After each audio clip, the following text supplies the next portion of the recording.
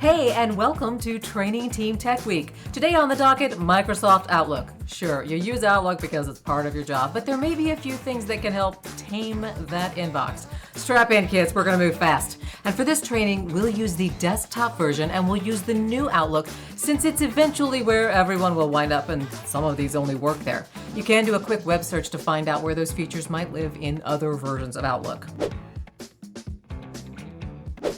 If you don't have a signature that automatically appears every time you create or reply to an email, then it's time to set one up. Signatures make sure people know who you are, where you are, and how to get to you. It's not actually supposed to sound like a threat, don't take it that way. You can add multiple signatures here on your desktop when you open a new message and set which ones you want to appear on new messages or replies. On your mobile app, you can tap the inbox and then the gear icon to get to your signatures. You will have to set up a sig in both places because the settings don't always talk to each other across devices. But remember, signatures for your official UTK email have specific criteria that can be there, which includes name, academic credentials, job title, name of the university or institute, affiliated departments and clinical affiliations, address, phone number, email address, website, official logo, and if needed, a legal disclaimer. It doesn't have to have all of those, but that's the complete list. What it cannot contain is your favorite quote or tagline. GIFs. Even this one. Sorry, Smokey. Social media links, pics of the fish you caught or any other photos, professional association memberships, and even sent from my mobile device type messages, which is probably the default on your phone, so go ahead and change that too. Even slogans like, "It takes a volunteer." Need to go. If you have any questions, check with the communications manager. You've probably never had an email that you needed to act on, but then it gets buried in a mountain of other emails as it slides down the screen and eventually disappears, and then you forgot about it until your boss asks for a status update. But hypothetically, if that were to happen to you, this toy is for you. Did you know you can turn an email into a task by dragging it into your to-do list? Just click on the My Day icon to open the sidebar where your to-do list lives. Click and drag your email over and bam! Instant task with the email attached so you can easily go back and review the information. Add or adjust a due date, and you can even get reminders. Boss will be so proud. Quick Steps are customizable shortcuts that live in this little box on your Home tab. To set one up, go to your Settings, Mail, Quick Steps, and add a new one. You can choose from a variety of actions here and even stack them. Give it a name, pick your actions, and you can assign a keyboard shortcut if you want, or just leave it to appear in your Quick Steps box. Once you've saved the Quick Step, you can select an email and then select the Quick Step, and Outlook will perform the actions for you. You can create quick steps to make tasks, forward emails to your team or a particular person without having to do it manually every time, convert an email into a meeting request, or even ignore messages from a particular conversation if you've somehow become a hostage in a group message scenario. Quick steps are great for any of those repetitive inbox tasks that eat up tiny little parts of your day. Rules can have a similar impact on your inbox. Setting up a rule will apply actions to any email that fits the criteria all without you touching it. Maybe you want every Tennessee Today email to be marked as read and moved into a particular folder for you to review later when you have time. Name your rule and your condition, who it's from, what the subject line contains, keywords, and then dictate what you want your inbox to do with it.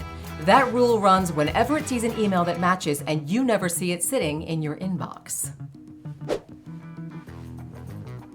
Speaking of sitting in your inbox, if your inbox has hundreds or even thousands of emails just sitting there staring at you, it may be time to organize.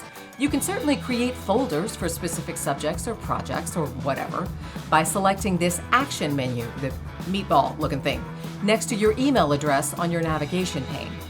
Give it a good name, stick it where you want it, and then drag emails to it or set up a rule or a quick step to do it for you. You can also categorize emails with a color coding system, whatever makes sense to you. Maybe red is urgent, or blue is facilities projects, or purple is budget. Now, while an email can only go in one folder at a time, you can apply multiple categories to an email, and then use the search bar at the top to filter down to any email with that category applied. Certainly easier than scrolling that inbox like you're spinning the wheel on The Price is Right. Are you trying to hide that 2 a.m. productivity burst? and want people to think you work your normal hours and it isn't actually you sending emails in the middle of the night? Schedule your emails. Use the drop-down arrow attached to the send button to schedule send. Tell it when, click send, and try to get back to sleep. It's going to be a long day. Do you send the same kind of email over and over again? And you're doing that thing where you pull up the old emails so you can copy paste your life away every time you need that specific text again? Set up an email template. Create the email you frequently send, add the subject, body, and any attachments, but don't address it. On the Options tab of a new email, use the drop-down arrow to save it as a template. Then, whenever you need it again, use the New button to select Mail from Template and select it from the lineup. If you just need a few lines or a paragraph that you regularly use and not like a complete email, open up an email to send, highlight the section you want to save, right-click, and then Save Section to Quick Parts. The next time you need that paragraph or list, go to Insert and pick it out of your list. If you want to quickly grab someone's attention in an email, you can use an @ mention. Using the @ symbol and then typing the person's name will first of all automatically add that person to the To field, and then when they receive it, they'll see the @ on the email and receive a notification on the bell icon about it. Kind of the email equivalent of, hey, look at me. Microsoft Copilot is an AI-powered assistant built right into Outlook. You can click on the Copilot icon to open the pane and tell it what you want to do. You can ask it to help you compose emails, prepare meeting briefs from entire conversation threads, or identify the action items you need to pay attention to. For especially complex or long emails or threads or things like that, well, it's been a minute since you thought about it, you might even find the Summarize This Email button helpful. Remember though, Copilot is there to assist you, not to outsource your brain to.